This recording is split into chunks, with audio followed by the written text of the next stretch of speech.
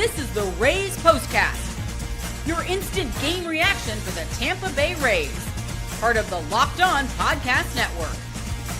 Your team every day. Hello and welcome to the Tampa Bay Rays POSTCAST, your spot for instant Rays reaction after every single game. My name is Jonathan Shields. You can follow me at Twitter at Johnny10Shields. And this one, we are going to be talking about, if it will actually show up for me. And my background, for some reason, is not showing up, guys.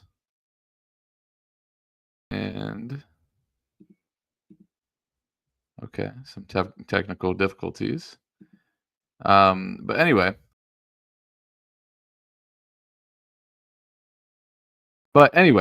In this one, we will be talking about how Taj Bradley was just fantastic. We're going to talk about how the offense took advantage of those Kansas City Royals mistakes. We're going to talk about how the offense added a lot of pressure, but still left some meat on the bone. We're going to talk about how this was such a good bounce back for the Rays, and we're going to look ahead to see how the Rays can win a series tomorrow. But first, we need to talk about just how good Taj Bradley was. This is what you'll be talking about. Taj Bradley, the story of the game tonight. He goes 6 2/3, doesn't allow a hit for the first 5 2/3, and it was really looking like it was going to be one of those days for him. I mean, he was looking just absolutely dominant. And what I say when we were talking about what he needs to do better next time, he needs to be in the zone. And what's the first thing that he did? He threw first pitch strikes to 16 batters, and that is the key with Taj, because when he starts walking people and getting behind, that's when things start to unravel. We even saw it in like the smallest sample size that you can find in this outing was, he walks the guy that ends the perfect game in the sixth, and then there's a hit in his second and third.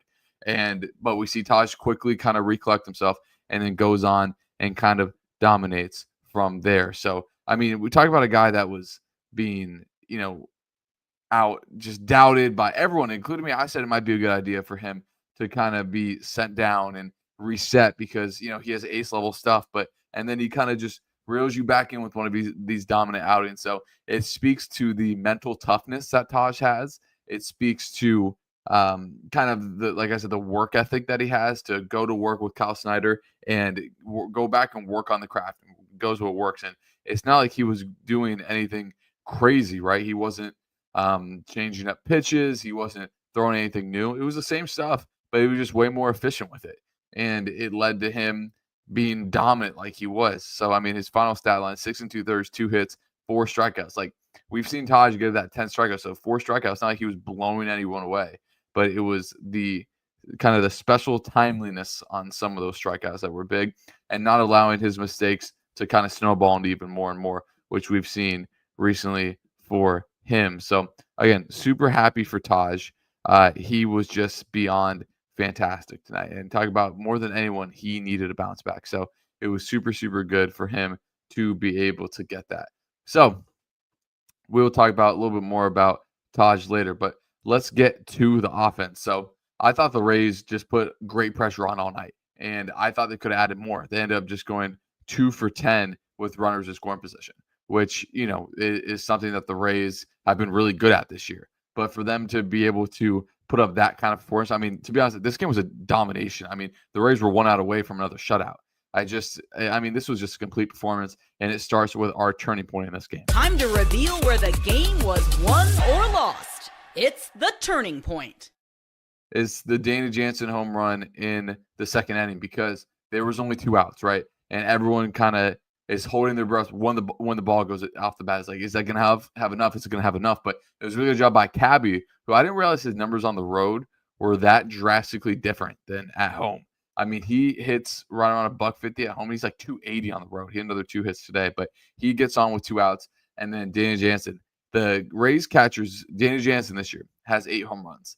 Last year, the Rays catchers as a whole only had 9, just to kind of put into perspective on how good that they have been. So, I mean, especially Dan Jansen. I mean, he's just been ridiculously good. recently for the Rays. And it's kind of all you can ask for from the catcher position. It needed a major lift, and Jansen ended up having 3 RBIs. And then in the fourth, when Jansen had his 3rd RBI of the game, it was off a mistake, right? I mean, the Rays should have been doubled up, but an error by Garcia, the third baseman, kind of throws into right field. Aranda is able to get the third, and without that error, they don't score, right? Jansen doesn't do a job, and it was really good with Jansen because he did that job with two strikes, right? He got enough and more than enough. I mean, Aranda could have walked home if he wanted to. And then in the 5th, it's the same thing. Aranda, they gave him a hit for it, so man, he ended up going 3 for 4. He is such a good hitter against lefties. And there's another thing with Yandy's performance I will get to in a second. Yandy been able to do this off a lefty. We've talked about it before. He's kind of not hitting as well against lefties this year, but Yandy been able to do it against the lefty. But the Rays are able to score kind of off that error in the 5th from the Royals. So that's 2 runs to the Rays, 4 runs at the time. That is specifically off Royals errors. So the Rays, like they do all year, they take advantage of those mistakes. And that will bring us back to our player of the game. This is the Locked On Player of the Game. So I wanted to talk about Taj first and then circle back to him being the player of the game, because once he got that run support, it kind of doubled down his confidence. It looked like, I don't know, maybe that was just a me thing, but right after that first inning, it started a little bit wonky for Taj with that first batter. He's kind of all over the place, but then he the rest of the first quarter was just dominance. And then after the Rays scored in the second, that's when he was really able to get shut down. It was like 13 pitches or less every single inning. And of course, Taj is the player of the game, but he retired the first 16 batters. I mean, you couldn't really ask for anything else as out of him today, because I mean, he was just fantastic. And he was able to, as now our background decides to pop up. I don't know what's going on with the settings, guys. I'm sorry. I did, as you guys will see tomorrow, whether you're watching or listening, I did a show today with the normal Locked On crew. So I think when I joined there, messed up my setup. So if you I guess my face is only in half of it. So sorry guys about this, but that's too distracting. We'll cancel that out. But now I'm only half the screen. Jeez, this is not good. But anyway, I guess it's better than nothing. But because Taj was able to just be, it's too distracting. We'll be half the screen. Sorry guys for this technical difficulties. I'm so used to everything just being kind of set up here. So it's kind of being a little wonky right now. I'll make sure it's figured out for tomorrow's episode. But it doesn't kind of distract what Taj was able to do. But the Rays, it's not like the Rays were dominant offensively. I guess they had some big time hits, especially Jansen. But the Rays only finished 2 out of 10 with runners in score position, so they should have scored more, in my opinion. Like they had first and second. I know with runners in score position with 2 outs, like but a lot of the time it's really and we're back just like that. Look at me figuring it out, guys. I deserve a 2 clap in the comments. If you guys are listening on podcast, just know we finally got the format right. But the Rays were left meat on the bone, and it was really good for them to be able to win one of these games, because last homestand, it really felt like the Rays were feast or famine with runners in scoring position. They're either like 8 for 12 or 1 for 11, 0 for 8 kind of ways. But we'll talk about more about this bounce back win. We're going to talk more about Taj Bradley and the offensive pressure right after this. This episode is brought to you by Rougiet. Guys, you've probably heard of Viagra or Cialis. Maybe you've even tried them. But if you're looking for something beyond the usual pill, it's time to meet Rougiet Ready. Rougiet Ready is a next-gen prescription treatment designed to amplify arousal in the brain and boost blood flow. Unlike the usual pill that can take hours, Rougiet 3-in-1 formula dissolves under your tongue and kicks in fast. On average, 15 minutes. In 15 minutes, effects can last up to 36 hours, so you can stay confident and in control when the moment is right. If traditional options haven't worked, Rougiet might be the answer. Over 150,000 men have already made the switch. Head to Rougiet.com/LockedOnMLB and use code LockedOnMLB to get 15% off today. That's RUGIET.com/LockedOnMLB and use promo code LockedOnMLB for 15% off. This episode is also brought to you by Monarch Money. Ever wish managing your money felt easier? With Monarch Money, it can. Whether you're growing your savings or planning a big purchase, Monarch puts you in the driver's seat. It's like having your own personal CFO, giving you full visibility and control over your finances. Monarch Money is more than a budgeting app. It's a complete financial command center. You can track all your accounts, investments, and spending in one place. So in addition to managing money, you're also building wealth. And the best part about it for me, it shows you guys the subscriptions you're not using or how much money you're wasting on takeout food. And you can take that money and reinvest it into something else. Take control of your finance with Monarch Money.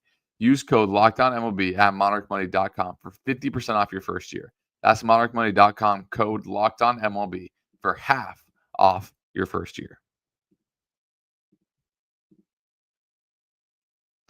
So if you guys are in the comments, make sure you leave a like. Sorry for the problems again, the background up, but we're all up and running. So if you guys are in the live, make sure you leave a like and comment. If you guys are watching the replay, make sure to leave a like and comment as well. Let's continue talking about this Rays win because this was one of the more dominant wins that I feel like the Rays have had. Like I feel like the Rays have been in control of other games, especially in the New York series and in parts of the Detroit series as well. But this one, I felt like from just the first inning, the Rays were in control. But I wanted to highlight Yandy Diaz. Another 3-hit day. And like I said, he did it against left-handed pitching. Coming into this game, this season, Yandy was only hitting .215 against lefties. That will obviously go way up because he owns Bubic. I mean, he's like a 7 for 8 against Bubic on his career, which is insane.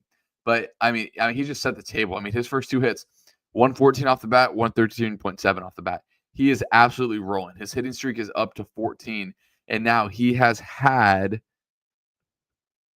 7 straight multi-hit games, or 6 straight multi-hit games in that 14-game hitting streak. I mean, that's incredible stuff. He has brought his average up from 239 to 290. I mean, this is the Yandy Diaz we know and love. This Yandy right now was better than any Yandy I feel like at any point last year.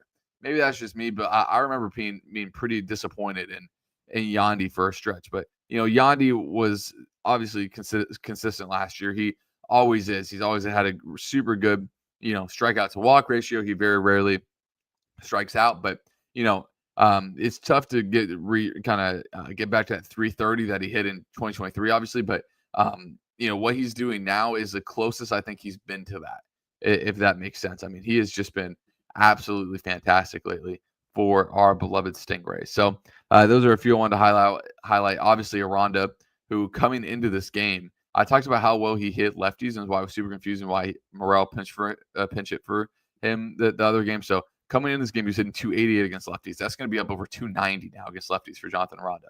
Go vote him to be an all-star, everyone. I mean, he's still within striking distance. He deserves to be there. But let's look ahead.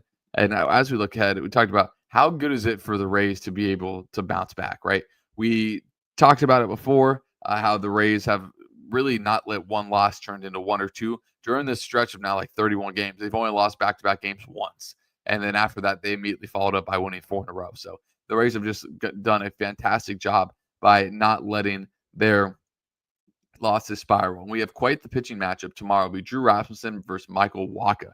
Wacha, obviously, I was actually on the Rays for an amount of time, and he was not good for the Rays.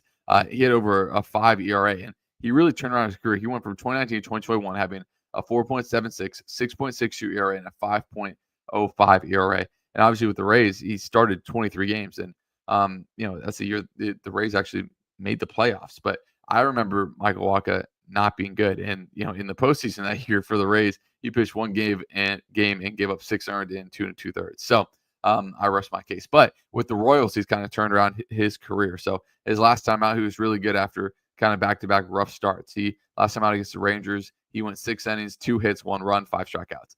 2 times before that, he gave up a combined 8 runs in those 11 innings. So he looks like he's kind of figured some stuff out, but he's not as good as he was last year. I remember Michael Wacha being fantastic last year.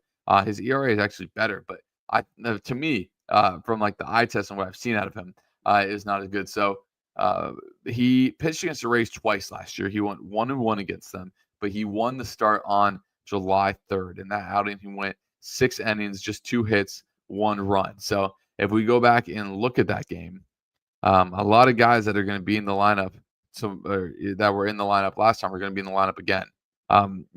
Isaac Paredes hit the home run off, and that was the only run. But Yandy went 0 for 4. Josh Lowe went 0 for 3. Brandon Lau went 0 for 3. Jose Caballero went 0 for 3. So some names that could be in the lineup tomorrow that did not have great success off him. So it'll be really interesting to see what kind of Michael Wacha we get. And obviously, we talked about Drew Rasmussen, and Ras isn't as dominant as he was, during that middle third of the first half when he was just dealing past everyone. But he's gotten really good run support in his games recently. So he did pick up the losses last time out, but guys, he still only has a 2.6 ERA. I mean, he's been so good. He's allowed more than 3 runs in a game just twice and only once since April 24th. And the one time he did allow it, the Rays ended up winning that game against the Mets, and he picked up the win. But I remember the super encouraging thing about Drew Rasmussen, his 2 most high pitch count games have been his last 2 games. So I feel like he's fully stretched out to go as far as they're ready to let him go. But let's get to your guys' comments. So you guys are in here. Let's get to the comments. As Jack's Takes talks about, wow, these comments are huge. I really got to fix some of these settings as we go next time. Just night and day from the teams I met earlier in the season when the Royals swept us. It's just a machine now that produces offense now, finally falling into place. It's the depth of the offense, too. I mean, you talk about Danny Jansen, who's the 8-hole hitter who had 3 RBIs. So you're 100% right. As we go to Gary, talks about what a great outing by Taj Bradley. 6 2/3, 0 runs, only 2 hits, and welcome back Chandler Simpson. Yeah, Simpson hit a few balls hard, but couldn't get on base, but definitely good to have him back. And this is something that is super, super important, like Gary mentions. Let's get those final votes for Rays players to be All-Star game. Let's do it. Thursday is the deadline at noon. The same day Wander verdict also scheduled. But, guys, Jonathan Aranda is well into position to be an All-Star. Like, he's only like 300,000 votes. I know only, but that's a ton. But he's within striking distance more than any other Rays player. So definitely needs to be out there. And another thing Gary mentions I think is super important is how great is it to have Kyle Snyder, best pitching coach and best pitching coach manager combo in the baseball. I 100% agree with you. I mean, it's like a pitching factory. I mean, people want to go to the Rays because of the factory they have. We go to Corey Hessler. I believe this might be his first time commenting. If it is, welcome, Corey. He says, anytime we beat the Royals at the K, it's a good day. I used to go see the Rays beat them all the time there during the rise to prominence between 2008 and 2011 while I was stationed in Fort Riley.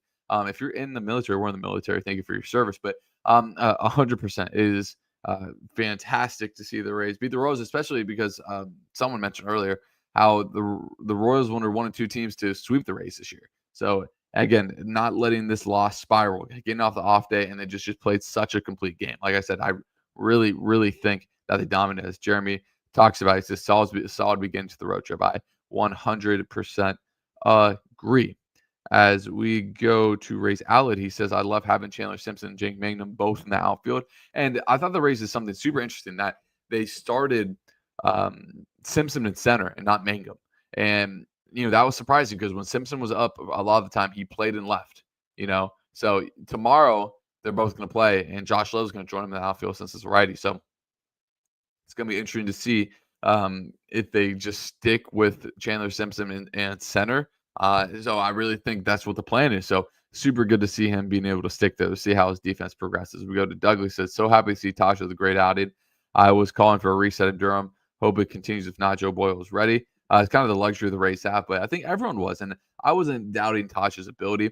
I said that it might be a good idea for him to go to Durham, just to get some stuff right, as you were saying. But I was not of the camp of send down Taj Bradley, never bring back up Joe Boyle as the future. But I'm high on Taj Bradley, and anyone, as you can see, the potential that he has. So just really good to see him get back and get rolling. As the Rays at the very least are going to be 2 games back, but the Reds and the Yankees are tied 4-4 in the bottom of the 11th, and the Reds have bases loaded, no outs. So if that goes the Rays' way, then the Rays will be just 1 game back of the Yankees. So it'll be interesting to see when the last time they were even that close to being a game back of the Yankees. But we'll wrap it there. So if you guys are watching the replay, you'll know if the Rays are a game back. We'll know here in probably the next 5-10 minutes. But again, I always appreciate any of you guys joining live.